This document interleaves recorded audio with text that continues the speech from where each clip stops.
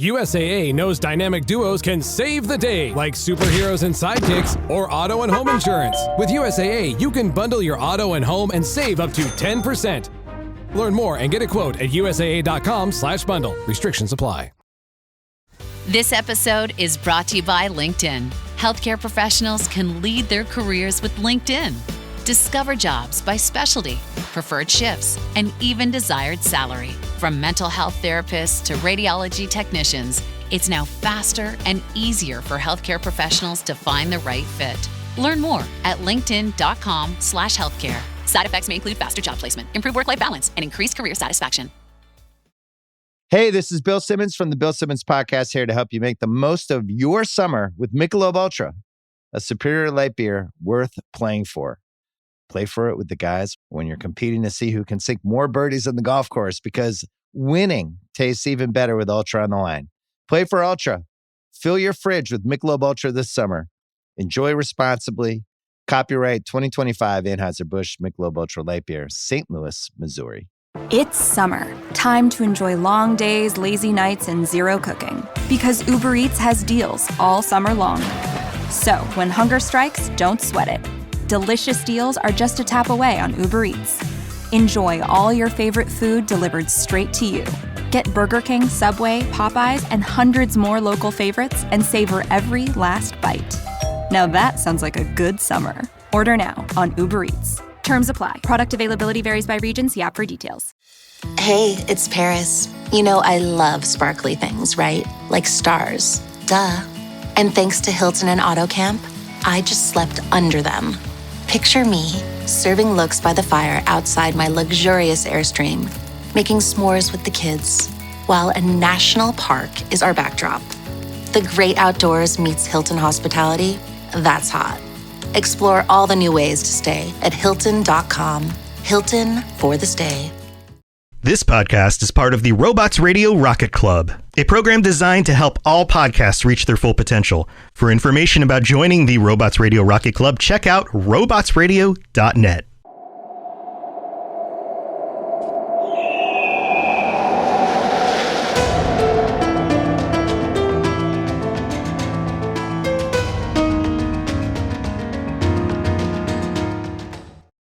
Hello, and welcome to the Assassin's Creed Lorecast. We are so excited to bring you this show.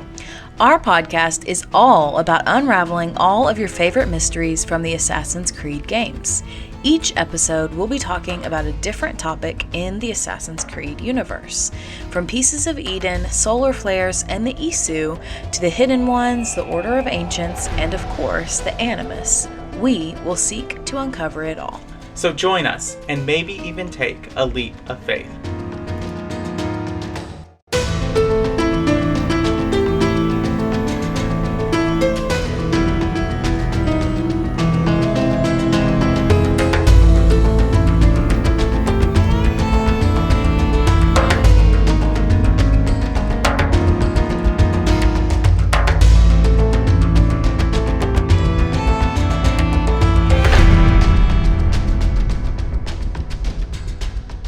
Hello and welcome to the Assassin's Creed Lorecast. My name is Shelby, or Shecup. I'm one of your hosts for this show, and I'm super excited to be here for this very special episode. And I am joined by my co-host Austin, and I will let him introduce himself.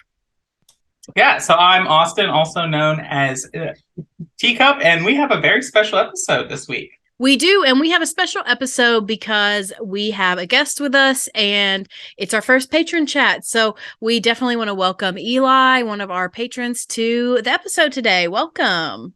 Thanks. I'm excited to be here with you guys. Yeah, we're super excited to kind of dive into our topic. And before we get started, we just want to give a thank you to all of our patrons. We have a few, and we're just super thankful for all the ways that y'all support us. So we will be doing patron chats once a month. This is our first one, and we're excited to kind of get into this rhythm and routine. Austin, do you want to introduce our questions, or do you want me to? I can do that. So we have three questions today for this chat, and they come as follows. Who is your all-time favorite assassin? Who is your all-time favorite Templar? And who is your all-time favorite villain? So yeah, so I think how we'll structure this is we'll just go through each question at a time, and we'll all three answer, and then we'll move on to the next question. Yeah, I agree. That's great. And we can also just kind of like give comments on other answers. Like, Austin, if I think you're totally wrong, I'm going to tell you you're wrong and stuff like that. Not really, because it's your favorite, but you know what I mean. So yeah, let's start with the first one, and that is the favorite assassin. And as our guest of honor, we'll let you go first, Eli. Okay, I'm not gonna lie. This one stumped me for a while, and I actually had to do like a tiered ranking for a bit because I started playing the games honestly with the first one and have pretty much kept up since then. So like my favorite has definitely shifted with the series. I feel like it's the cop-out answer to say Ezio, but he's always near and dear to my heart as kind of the first one that I fell in love with. So I will say my secondary favorite is actually Edward Kenway. Like, I think it's the first time that like I saw them kind of try and break the mold in terms of what an assassin could be, and that it didn't have to be somebody who was like 100% tied into all of the ideology and stuff like that. It could be someone who is just kind of like, okay, I agree with some pieces of it. Yeah, Edward's up there for me too. I do think that he kind of introduces the mold that we see in the newer games of someone not being fully into the assassin way. I mean, we can't really put Bayek in that corner because definitely Cassandra and Eivor would definitely fall kind of similar into that area of like not quite an assassin, and Eivor straight up denies the assassin. So yeah, and I found in my recent replay that I think Cassandra is like top 3 for me at this point. Like, it was never like that before, and then honestly I started listening to the show and it got me back into Odyssey. But I think I like you said, I think I like Cassandra for the same reasons I like Edward. Like, someone who's a little bit outside, and I think with Edward was the first time that we saw them start to play with like, what is an assassin? What is a Templar? Are the assassins always right? Are the Templars always wrong? Like, what's going on here? And I'm not gonna lie, I was always a little bit bitter that we didn't get any follow-up on Edward's story after Black Flag. I felt like there was more to go there. Yeah, I agree with that. Shelby wouldn't I will know. also add, no, I wouldn't know, but I will add, I'm in the midst of Black Flag right now, and I am really enjoying it. I really, really like it. I think it's really well done. I also really just like the setting. But I do find it funny, like multiple times people have just been like, "Oh, Edward, you're so ugly." And I'm just like, why are you attacking my boy like this? They're just so mean to him. He's not even ugly. No, he's not. I think it's just like he's dirty. He's a pirate. Like, people look down on pirates, I guess. But no, they're really attacking him. Well, Shelby, we'll let you go because I can go last. Sure. So I have 2. I couldn't really narrow it down. And these may come out of left field. It may shock you. It may surprise you. It may awe you, because my answer is not Ezio. I love Ezio. I simp over Ezio. But Ezio is not my favorite assassin of all time. And I couldn't narrow it down, so I had to pick 2. But I really, really love Bayek.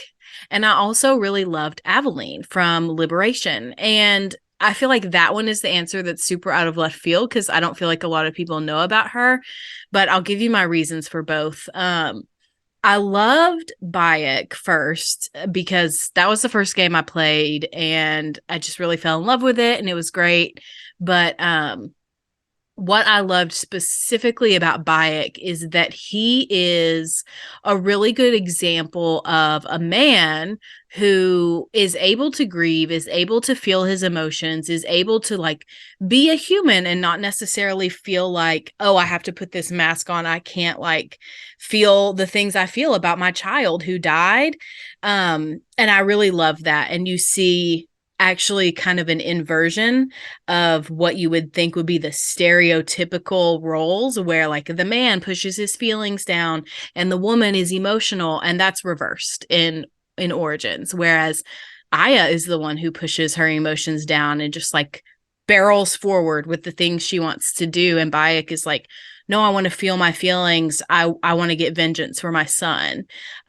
So that's what I love about Bayek. And then my second one is Aveline. And I just finished Liberation pretty recently and really honestly loved it a lot. Loved the New Orleans setting, but I feel like Aveline is just such a fun character because for a lot of reasons, but she's so young. She occupies a really distinct place in history and in the Assassin's Creed universe as a person of mixed race. Her father is a white business owner and even a slave owner who owned her mom, who was a slave. Ultimately, her dad freed her mom, and that's part of the storyline. But like, she very much feels like she doesn't fit in and she's looking for like kind of her role in society, and she breaks all I feel like all of the boundaries of like what you're supposed to do as a woman in that time period where like she's working for her father's business, she becomes an assassin, she's like a trained killer, and she does all of these things that like you wouldn't expect a woman to do in the 1700s. And so I really loved that. I haven't played Liberation in like years, but listening to you talk about your playthrough made me like want to go back and play it because I feel like I just don't remember enough about that game. And also totally agreed on Bayek. Origins came out like right around the time that we had our first kid. And so like there was definitely like I felt like the emotional tie to Bayek, like I see where you're coming from in terms of like he's like really like he's got that emotional tie that a lot of them don't have. Like Ezio is like Ezio is I feel like designed to be like your favorite character as a high schooler. Like he's like Batman, and Bayek is one of the first times where I feel like they really hit on like this is a real like true character. Yeah, I really, really agree with that. And I would say for anybody who's listening, if you feel the same way about Liberation, you should definitely play it because I think it does hold up as a game. Like it's not perfect. There are definitely some bugs, and you can tell that it's a port. Like you can kind of tell like, okay, there's this, like this wasn't seamless. But regardless, it's still really good. The story is great. And I really enjoyed it. I went in like no expectations whatsoever. So I think if you go in that way, you're probably going to be pleasantly surprised. So yeah. There are 2 Assassin's Creed games that have made me cry. And I wanted to note that I never cry. Like I did not cry. Never. I did not cry in Mass Effect 3. So, like even though I did feel sad in that game, but there are 2 Assassin's Creed games that I cried in, and both of them are Origins and Odyssey, and both of them involve children. Which is, sorry, spoiler, Shelby, but one moment is both the scene where Bayek does kill his son, or is like the accidental death of his son, and then the other is when Cassandra gives up her child. Both the voice acting and the cinematography have been really great in those. And then in those moments, it really kind of stepped forward in there talking about like, oh, this is now like not just a mature game because there's death and swearing and the occasional nudity. This is a mature game because it deals with mature concepts. Definitely. Like I said, like I had struggled with Odyssey for a long time before I started listening to the show, and that like encouraged me to get back into playing it. And I had not played the portion of the story where she does give up the child, and like totally agree, like it floored me when it happened, and I think is a major part of the reason why she like became like a top 3 character for me. Absolutely. Also, you really get the theme of like her voice as a voice actor and just the design of that game if you get the worst ending. Oh yeah Because I did that the first time playthrough. Okay. I was like, oh my gosh.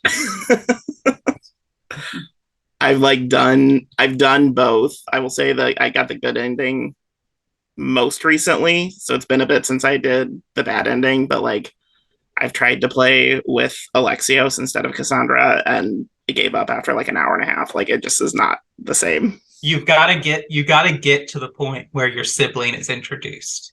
Mm-hmm. Because it's worth it to see Cassandra as the villain. Okay. I'll have to give it another try. Yeah. I kind of gotta go a little left field too, because I also have two.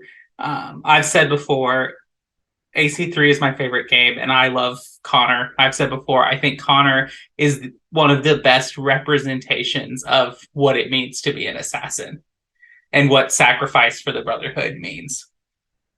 And after my recent replay of 3 and watching Shelby replay 3, that just kind of solidified me more. But my number 2 is Adewale, which again, I think is another just like person who you look at and say, okay, the Assassin's Creed is not just words to you. It's not just something like, it's something real that means something to you. And how Adewale, I'm not going to go into much because Shelby's playing this game, but how he interacts with Edward and how he interacts in his DLC is just amazing writing and amazing character development. I'm seeing a little bit of that now, just like in Black Flag, and I've had 1 or 2 conversations of cutscenes with him and there was one cutscene with Edward and some of the other pirates, and then Adewale and Edward having like some dialogue on the ship, and I was like, okay, I can see where this is going. Like, you're right, this does really, really mean something to you. Like, it isn't just words. And I think the most powerful characters are the ones that you can say that about, because they're the most well-written, they're the most well-rounded. They almost feel like real, they could be real people. And I think it really speaks for the series as a whole that like it's so hard to narrow down like a singular favorite, because they're all so interesting and have their own ties to the Creed and what the Creed means to them and whether it means anything to them and to what extent. And like, yes, like some of the later conversations with Adewale and Edward are phenomenal. And I feel like I'm getting ready to replay AC3. I feel like I never really gave Connor enough of a try as a character. I think because I was coming straight off of Ezio and he's such a different take on the character that I'm excited to kind of give it another try now and see how I feel. Yeah, definitely. Does anyone have any other thoughts of favorite assassins before we move on to our next question? All right, so we'll go with who is your all-time favorite Templar from the other side. I'll go first this time. So mine, I said before this podcast that my favorite, 2 of my answers would be the same, but that's no longer the case because I thought about it more. My favorite Templar is Otto Berg, which is a modern day Templar. And he just like, he kind of like, especially when you see him in the comics and you get his point of view, he just is like that kind of villain where you do feel sympathy for, and like, you don't necessarily want him to succeed in what he's trying to do, but you don't want him to fail either. And I think that is just a well-written Templar in that he, in a lot of ways, with the Templars, is kind of like Hatham in the same way with me, in that like Hatham is a Templar and Otto is a Templar, and they both do terrible things and evil things, but they're really honestly trying to make the world a better place. They believe that they are actually trying to make the world a better place, and not in this like cartoonish villain kind of way like you would with Rodrigo Borgia or even Governor Torres and other people like that. So I'm going with Otto Berg. I'd never like thought of him in the same way as Hatham, but like now that you say that, like that makes a lot of sense. And I definitely, again, I feel like for a long time I didn't pay enough attention to like the modern day storyline, especially after Desmond dies. Like I stopped paying much attention. But I can definitely I can see the similarities there in terms of like wrong decisions, but for the quote unquote right choice, or right reason rather. Right. So either of you can go next. It doesn't matter. Well, my answer is kind of similar because you talk about Haytham, and I wrote down Haytham for mine, and for very similar reasons, because I agree with you that villains who are not just like this easy black and white are so much more compelling. Even though for me personally, like I want my stories oftentimes to be easy, like, okay, I can hate you and I don't feel bad about it, or like I don't have any conflicting opinions, because real life is gray. Real life is not black and white. So sometimes in video games, it's just easier if you can just hate the character, right? But Haytham is not that. He is literally the definition of a gray character.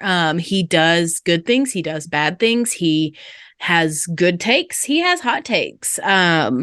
He treats his child terribly, and then in other ways he cares for him and makes sure he doesn't die, so I definitely think Haytham is my favorite for now.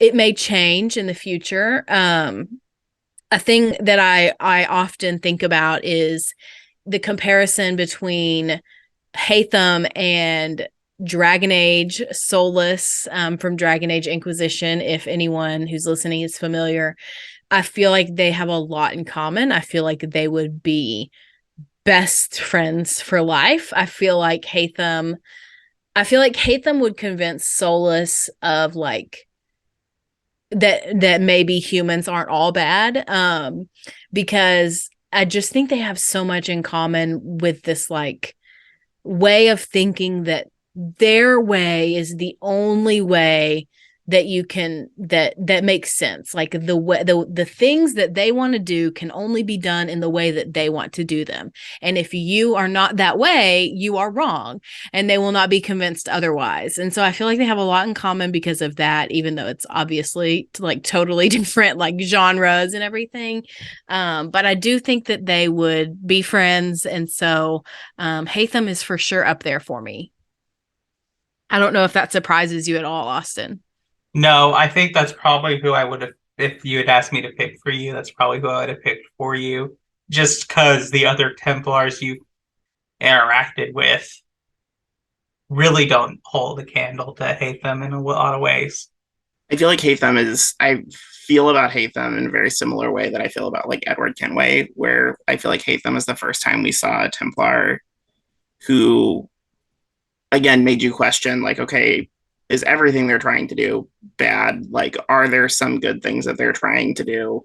Like, again, going about it the absolute wrong way, but like seeing like the first time, okay, this isn't like black and white. Like, this character's got some points. They're trying to do the right thing. They're just pointed in the wrong direction about it. And like, yeah, Haytham was honestly my choice, like up until like 30 seconds before we started the call as well. I had it as Haytham, and then I switched right before the call started, and this might be a bit of a cheat, but I think Shay Cormac might be my favorite. Mm-hmm. Again, for very similar reasons to what we've just talked about with Otzoberg and Haytham. Like, again, we're seeing, I think, a character who walks that line of like, they're disillusioned, they think that they are doing the right thing, and in some ways they are trying to do the right thing, but again, just going about it in the totally wrong way. And I think like, I don't know, I feel like several games in a row, the series really tried to kind of lean in more on the like, okay, we've shown you a lot of like black and white, Assassin's good, Templars bad, and now we're going to lean more in the other direction and say like, okay, but is this actually still the case, or are there good and bad players on kind of both sides here?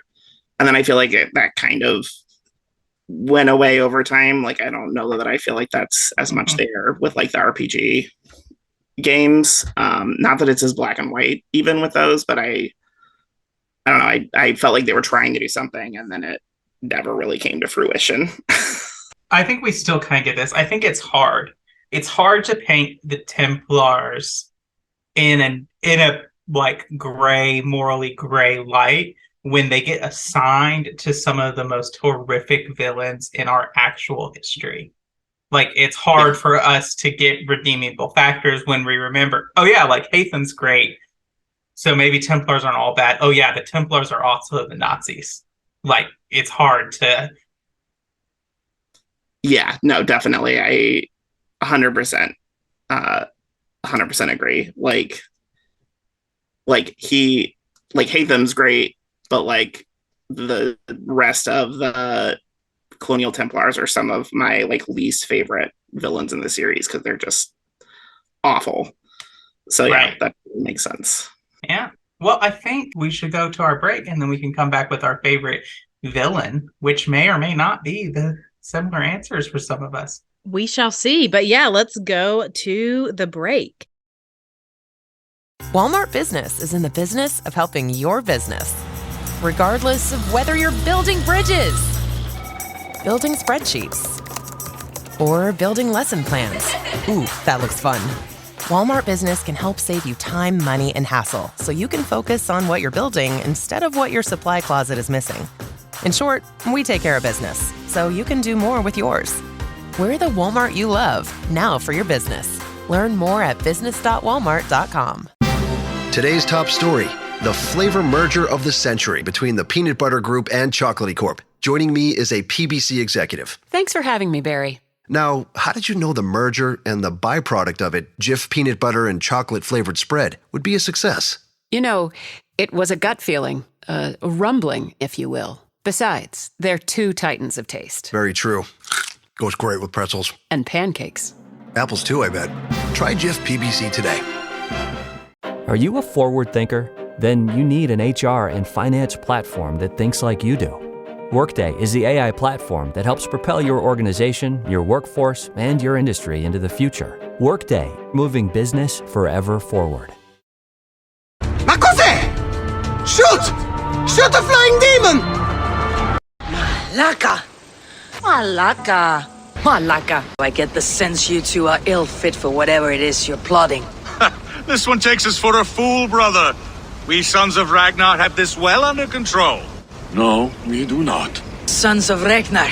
I know of many, but never have I heard of Dull and Duller. Welcome to the middle of the show. This is where we talk about all the things that have to do with the Assassin's Creed lore cast and not necessarily the lore of Assassin's Creed. So the first thing that we always do in the middle of the show is thank our patrons. This is our monthly patron chat.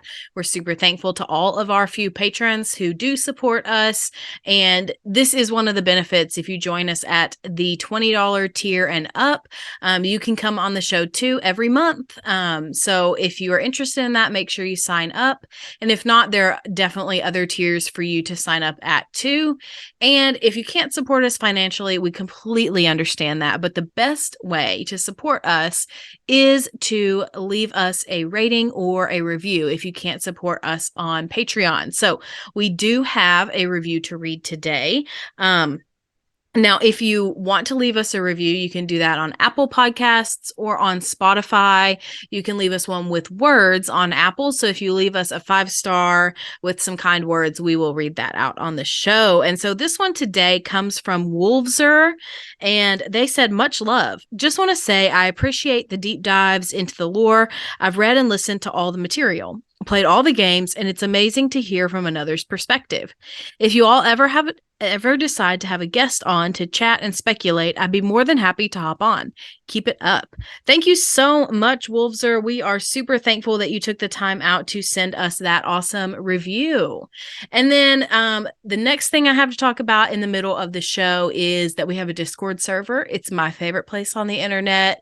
We just started a Minecraft server. So if you want to hang out with us, play other games, talk about our shows, whatever, Discord is definitely the place to do that. And you can find the link to the Discord server in this episode description. So the last thing that we have to talk about is my playthrough, which I am in Black Flag right now.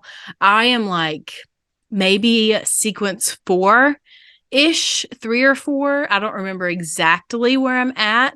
But I've started upgrading the ship. I've sailed a bunch of things. I don't know where I'm at, but I have sailed the ship to a lot of places.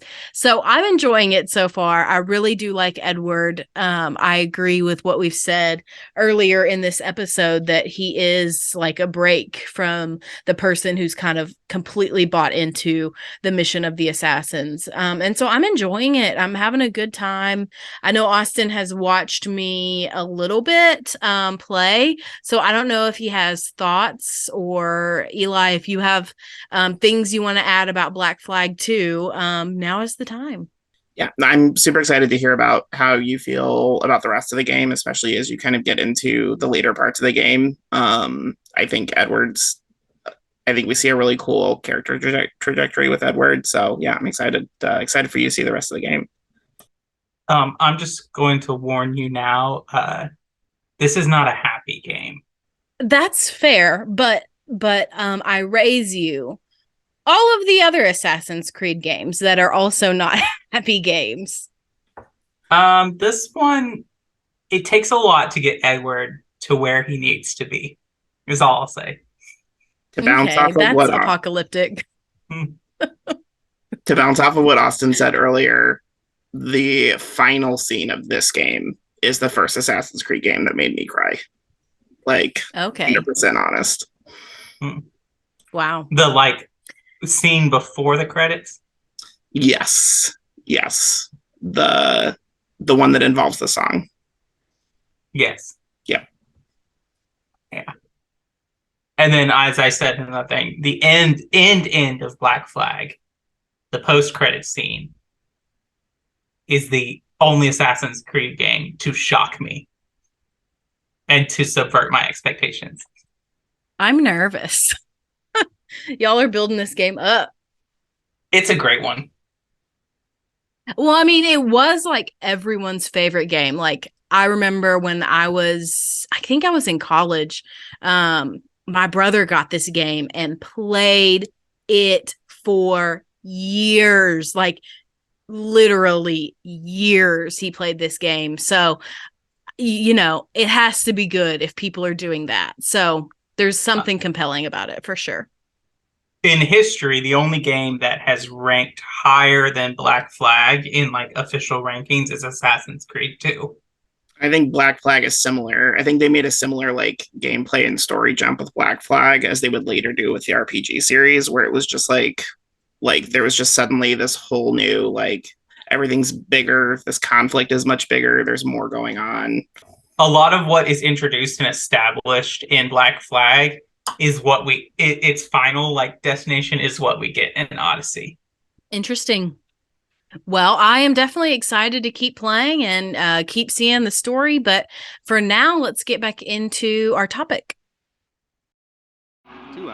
As a sports fan, I have to confess, sometimes the game gets kind of boring. That's when I unfold my Samsung Galaxy Z Fold 7 and use multi-window viewing on its large screen. Boring game? I'm checking out my fantasy baseball league at the same time. Score still 1-0? I'm replying to emails in the other window, scoring points with the boss. Semifinals finally getting exciting? I'm buying tickets to the finals and booking my flights. Can your phone do that? The new Galaxy Z Fold 7. Get yours at Samsung.com. Gatorade is the #1 proven electrolyte blend designed to hydrate better than water.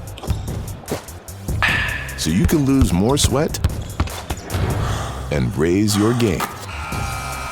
Gatorade, is it in you? My cat Freddie loves to be brushed and cuddled. But stirring up his cat allergens meant sneezing and itchy eyes. Then I found Purina One Live Clear. It's cat food that reduced the major allergen and my suffering in as little as 21 days. Now, we feel closer than ever. If you have issues with cat allergens, you really need to try Purina One Live Clear. Try new Purina One Live Clear today. Purina One, a difference from day one. Me, Haytham. I come in peace. Why are you speaking so slow? Sorry. What? I was told you could train me. No.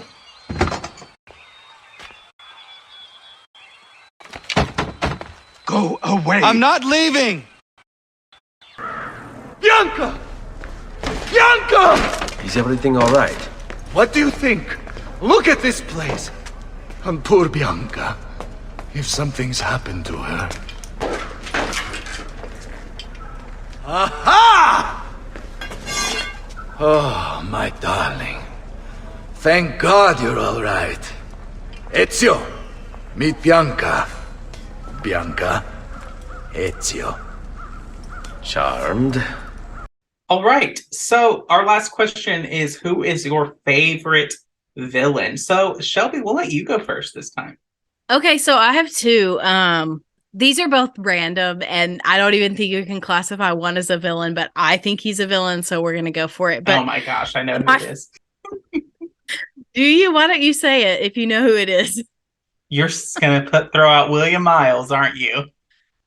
No, I should have done that. Oh man, that would be great. No, actually, I didn't put William Miles. Machiavelli is who I was referring to, because I do feel like all of Brotherhood is basically setting you up to think that he's the one that's betraying the assassins and is actually with the Templars, and then at the end you find out, oh, it's not actually him or whatever. But he is so aggressive in that game. And I do think it's a fun twist that it's not him, that he actually is like loyal to the assassins after all. So he's villainous-esque, but my real favorite villain is, again, this is in Origins, but this is the Scarab, I think, and it's Taharka, and he's the one that poisons Bayek and like buries him in the ground, and all of that. That scene was the most I have been shocked in an Assassin's Creed game ever so far. Nothing has topped that. So that, just because it surprised me so much, I totally wasn't expecting him to be the bad guy at all, because he'd been so friendly and, you know, his kid was so cute and everything. I just wasn't expecting it. Like, totally blew my mind. So for that reason, I had to pick him. So, Austin, I didn't pick William Miles.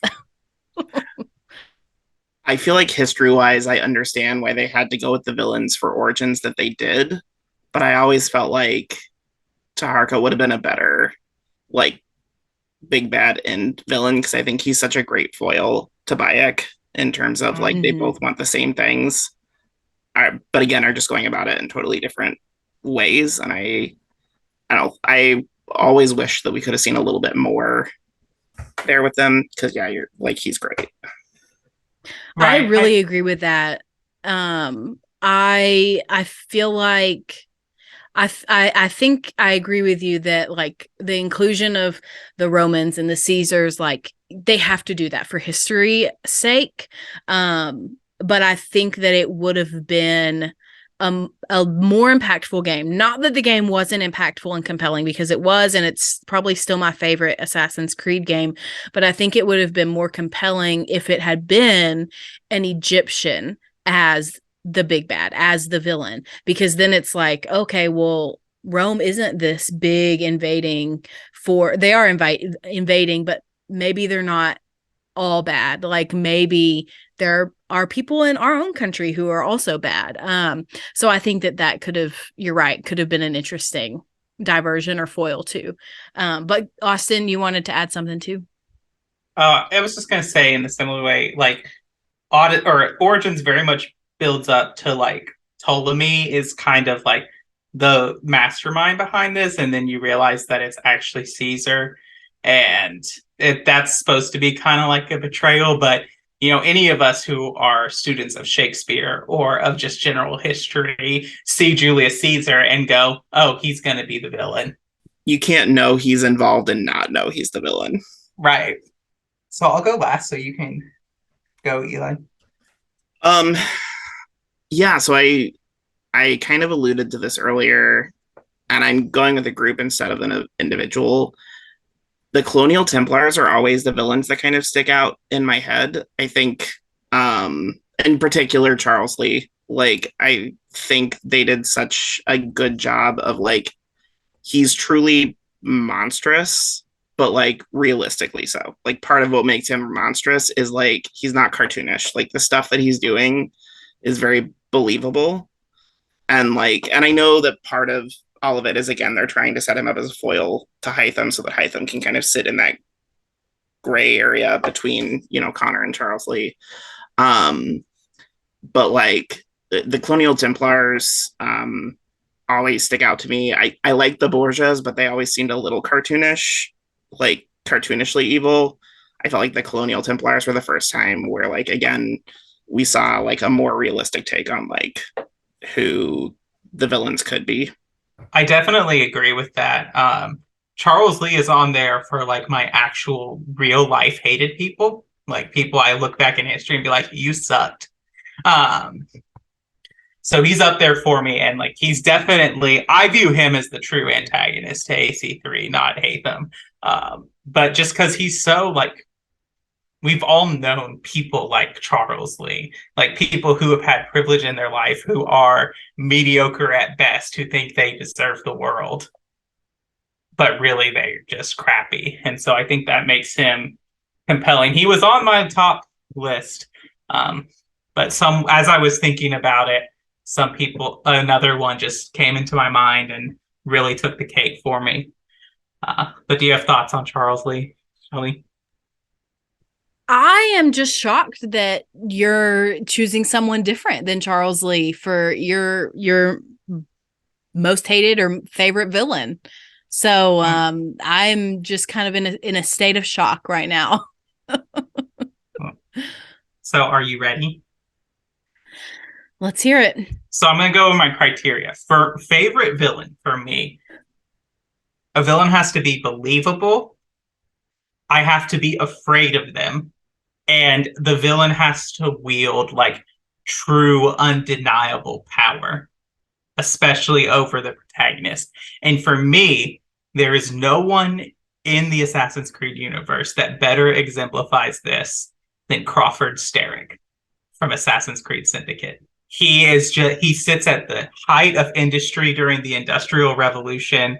He controls everything. He does this big old speech about this cup of tea and how he controls everything from the tea coming into the harbor to it being brewed in his household, and that it's done all done by people who work for him. And to me, I sat there and I was like, you have to die. You are too much power and you suck and you have to die. And I enjoyed his boss fight, if that's what we're going to call it, in there, which was an interesting mechanic because it's the first time we get a point where we're switching between Jacob and Evie like simultaneously. Like you go up and you fight Starrick and then Jacob gets knocked back and then you go fight as Evie and then she gets knocked back and all this kind of switcheroo. And it was just a really good point. And then you just get, for me, it was a lot of times where we got scenes with the villains where the protagonist wasn't seeing that scene, which I know doesn't make sense from an animist perspective, but whatever. It helped develop the character for me. That's such a great choice that I never would have thought of. Like, I feel like Syndicate is such an underrated game. And you're right, like that cup of tea speech is like a phenomenal piece of writing and acting. And I'll be honest and say I don't remember 100% of the game, but as soon as you mentioned like the tea speech, I was like, oh yes, I remember this. Like it sticks out in my brain so clearly. Yeah, I love that choice. So that's my favorite villain. It was going to be Crawford Starrick was going to be both favorite Templar and favorite villain, but then I remembered Otto Berg, and so I thought he deserved a shout out. I will say I don't know anything about Syndicate, so I have no thoughts. Head empty, no thoughts. But I will say we talk about Otto Berg like a lot on this podcast, so I definitely see that answer, and he is really important to the lore. So I think that's a good choice. And Otto Berg is kind of that kind of moment of like, this jerk will not die. And he's one of the few, like, I feel like he's one of the few, like, characters that we see consistently show up from, like, roughly the middle of the series, like, on, when they were I won't say they were floundering for characters after everything happened with Desmond, but like it took a while for them to settle on who they were going to focus on. And I love that we've continued to see Otzoberg like come back and play a part in so many pieces of games since then. Right. I do have some honorable mentions that I want to throw out. That we've kind of obviously Ezio gets an honorable mention for favorite assassin. Like he's up there. I think Warren Vidic should go up there for favorite for Templar or villain, just because he's the first one we're introduced to, and we have him as a villain for so long. Like you can't really have the Assassin's Creed franchise without Warren Vidic, and so I think he deserves a kind of shout out there. And I really wanted him to die, so I think that very is much agree. Very understandable. Did you have other honorable mentions, Austin, or is that it? That's really it for me. Of the two that I think deserve a shout out. Obviously Bayek and Aya, I think take a cake for when it comes to like best assassins, because are there assassins without Bayek and Aya? Like points were made. That's fair. I think for me, my honorable mention assassin would be Achilles. I just have a soft spot for grumpy old people because like I want to be them. So, I feel like he really does embody that kind of like unwilling mentor father figure trope. And so I love that. Like I'm a sucker for that. So I love him. I also think he is another person that understands the gravity and the weight of what it means to be an assassin. And when Connor first comes to him, Connor's like, he does not understand the gravity of what he's trying to do. And Achilles is a really good teacher in that he's like, I'm not teaching you. No. And then he's like, okay, fine. And it's a whole thing. But I think Achilles does a good job of teaching Connor, like, this is serious. This is not flippant. Like, you've got to take this seriously. So I do love Achilles for that. You'll get more Achilles content coming up. I agree on your assessment of Achilles. I'm excited to like when you get more content with Achilles, to hear more about what you think of him.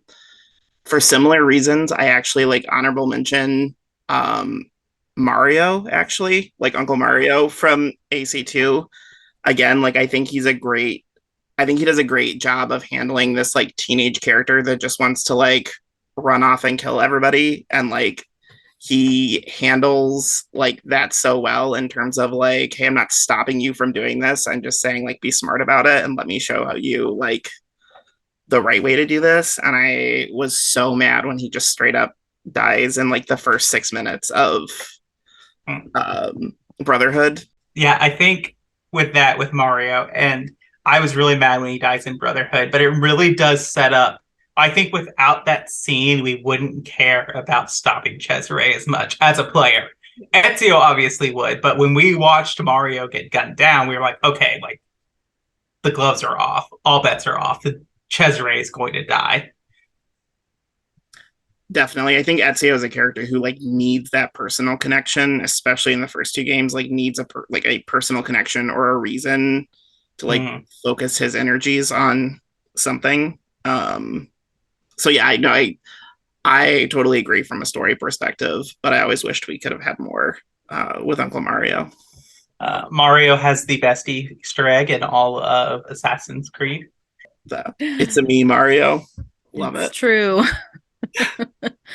No, I think Mario's a great honorable mention. I can't believe I kind of forgot about him when I was thinking about this. So definitely that's a good answer. Well, I think we have just about exhausted our time. So Austin, is there any other assassins, Templars, villains, anybody that we want to mention or talk about before we kind of wrap this thing up? William Miles is the best assassin. William Miles. Okay. If you don't play Dragon Age, ignore this, but if I'm trying to decide whether I hate William Miles or Lord Seeker Lambert more, and it's kind of a hard comparison. I really don't know, but right now I think Lambert takes the cake, but you never know. I heard a rumor William Miles is coming back in Mirage, so he still has the option he will have the day in the sun to maybe drop further. So we'll see what happens to Mr. Miles and Shelby's ranking list in the future. I feel like all bad things happen to assassins, and most of them are William Miles's fault. Absolutely. 100%. It's not a false statement, especially when you're talking about modern day assassins. All right. Well, I think we're about ready to close it out. So, Eli, we always give our patrons and guests the chance to kind of plug anything that you're doing or share your socials or whatever. So, I'll give you the floor for the next minute or so. Yeah, thanks. I don't really have anything currently to plug. If you're not, you should definitely be a patron of this show. So I have really enjoyed listening to you guys. And like I said, it's encouraged me to kind of go back and give a second attempt at games that I maybe didn't give a great attempt to first. So yeah, that's my plug. Yeah, awesome. Thank you so much. And thanks for being here. And it's definitely been a really fun patron chat. And I'm looking forward to our topic for March, whatever it may be. So, well, thank you so much for listening to the Assassin's Creed Lorecast.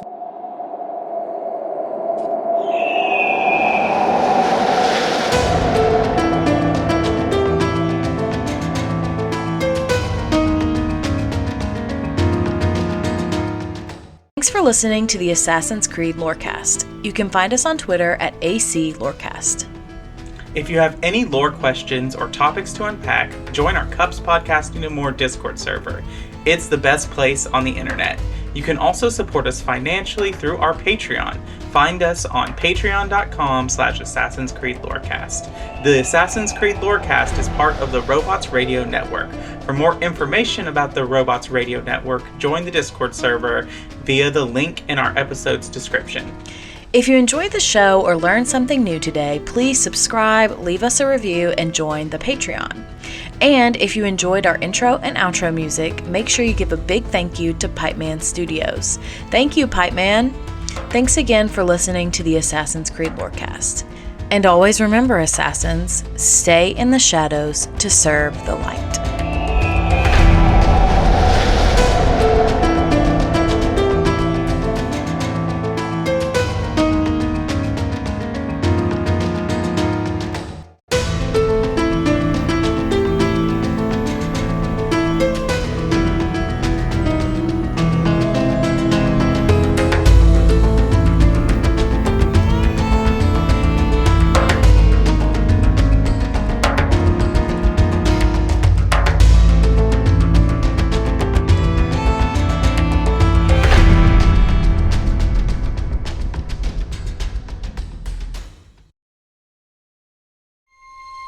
This episode is brought to you by FX's Alien Earth, the official podcast. Each week, host Adam Rogers is joined by guests, including the show's creator, cast, and crew, in this exclusive companion podcast. They will explore story elements, deep dive into character motivations, and offer an episode-by-episode behind-the-scenes breakdown of each terrifying chapter in this new series. Search FX's Alien Earth wherever you listen to podcasts.